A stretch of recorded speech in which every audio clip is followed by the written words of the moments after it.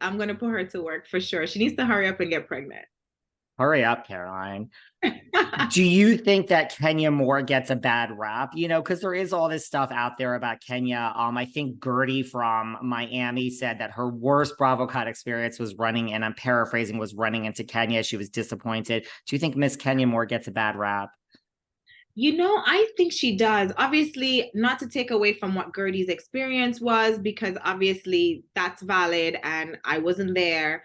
But no, I've actually had a great experience with her. And I hung out with her during BravoCon. So she was actually at the top of my list as far as people that really surpassed my expectations. She was so kind, so warm, and so loving. I think I had a good experience with Kenya. For me, at BravoCon, I think, and you know who else? The Grand Dame. The Grand Dame was so nice, so supportive. She gave us so much words of encouragement. Loved, loved, loved the Grand Dame.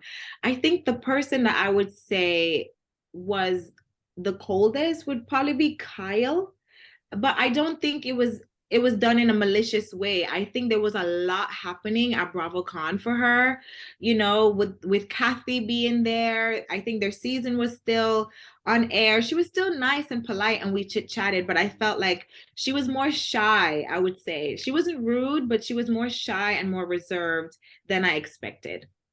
Were you disappointed with your run-in with Kyle Richards at BravoCon?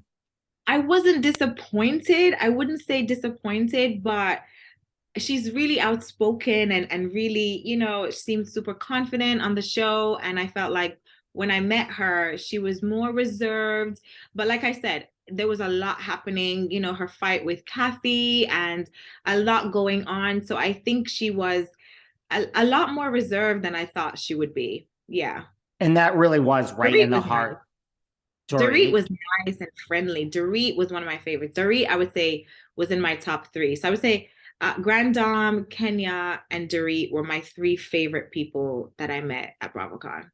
Well, when I hear Dorit, I'm a huge fan of her fashion. Like, she's up there for me as Yes. far as fashion Yes. girls. Like, do you have, like, I'm always asked this when I do other podcasts, and I know my answer right away. Like, do you have like a favorite brand besides Nina Rowe, of course? Like, Yeah. when you're not in maternity or not with a whole lifestyle, but like if you just had to wear one brand for the rest of your life, do you know what it would be? Ooh, oh, that's a tough one. I'll tell you why that's a tough one for me, because there's not one brand in particular that always delivers it for me. And it also depends on the occasion, and it depends on my mood, and it depends on my budget, right? So I feel like I can tell you stores that are always my go-to stores. I go to Revolve a lot because I feel like they have a lot of highs and lows at Revolve, right? And it depends on the occasion. They have multiple different occasional wears, and if you want to go to yoga, they have yoga wear. If you want to go out to a red carpet or something, they have that. So I would say Revolve is probably my go-to store that if you just left me there and I had nowhere else to shop, I would be fine. I Yeah, love a high end, low end moment. That's how I love that. always, That's just my thing. always. I love it. That's me. That's me 100%, especially nowadays where, you wear something and then you can't wear it again, or, but you know what? I'm going to start repeating. I'm tired of the internet. I'm going to start repeating my clothes, just find ways to wear it in a different way and maybe inspire people to like, repeat clothes because it's getting expensive. You can make that part of your TikTok presence too. Right? Look at us. We are coming up with all these things for TikTok. I have to admit, I am not such a big TikToker either.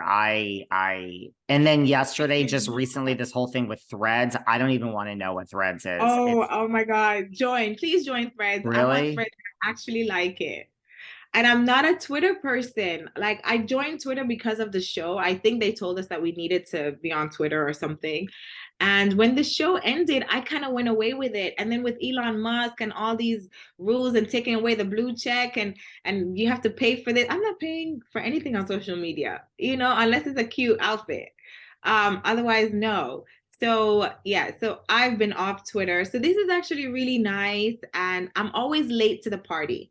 So I feel like I'm late to TikTok, right? My husband joined like 5 months ago. Keep in mind, he's anti social media. Still to this day, doesn't even know what a DM is. Can't check anything. But his team, they came up with this idea for him to be on TikTok, and but he has a whole team, so it's a little bit different. And they shoot his content for him, they edit it, and they put it out. And in 5 months, he has like almost 200,000 followers. And I'm like, are you kidding me? I'm still over there with like, I don't even know if I have 10. I don't even know if I have 10 TikTokers or whatever they call them, followers on TikTok.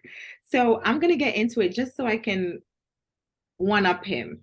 I get it. The last time I had an intern, I was like, you own my TikTok. I don't care what you do. I trust you. I want no part of it. And then I went from like 10 to a couple thousand, but then Yeah. she left and I've been too busy to even get another intern. And so I have no idea how much I have. No, is it an age thing? No, it can't be because my husband's older than me, but he doesn't do it. So I feel like with TikTok and just social media in general, if you're not posting content all the time, then it doesn't grow, right? And so I don't know if I have all that time. And yeah, I'm going to see. Maybe I can allocate some of Mina Rose budget to my personal, I don't know, but I need a team to help me because keeping up with all these different apps, it's exhausting. I could never be an influencer. I was going to say, you're too busy running a Mina Row to be like posting TikToks. And yes, I think if I had a team that just wants to like cut videos for me and like go ahead, but it's too hard otherwise. 100%. I could not be an influencer, not at this age or a 50-year-old one either. No pun intended. No interest. Did you watch? Because there was talk about this at the Real Housewives of Dubai reunion, that like, coming into the show, Caroline Stanbury thought she was the star, Ladies of London. Yeah. Like I've interviewed pretty much every single person from Ladies in London, including Miss Stanbury. Like, did you watch Ladies of London? Like, did you know what it was being a I Bravo? didn't. I knew off the show because I'm a Bravo fan, right? So I knew off the show, but at the time when they were airing, I had moved to Dubai. And so I never heard about it after that. I never tuned in. Um, there was no interest. And I think that's what that was the first thing she said was offensive to her. But I did reality TV before. So I'm looking at her like, girl, did you watch College Hill?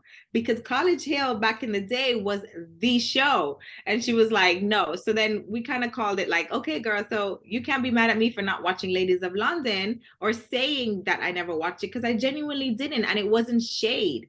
I just never watched it. I was living in Dubai, getting pregnant every other year. So I had no time to watch a new show. I just kept up with the ones that I already loved, which were The Real Housewives. Is this, after all this, what initially set off you and Caroline Stanbury that you didn't watch Ladies of London? You know what? I think based on our conversation, that was like the first thing. Yeah. So I think it kind of kicked off from there. And then plus, I always have Ayan's back. And at the time, she and Ayan, that's how it started too, right? They had their whole disagreement. And then for some reason, I got thrown in the middle and I had to have like a Nene moment. Like, how did I get into this? You know? Was that Nene or was that Candy? Whatever. How the hell did I get into it? Moment, and I think it just became like a domino effect from there, for sure. Well, in your spare time from running Mina Row, I suggest you just treat yourself to Yeah. all 3 seasons of Ladies of London. Is And it it is, worth it?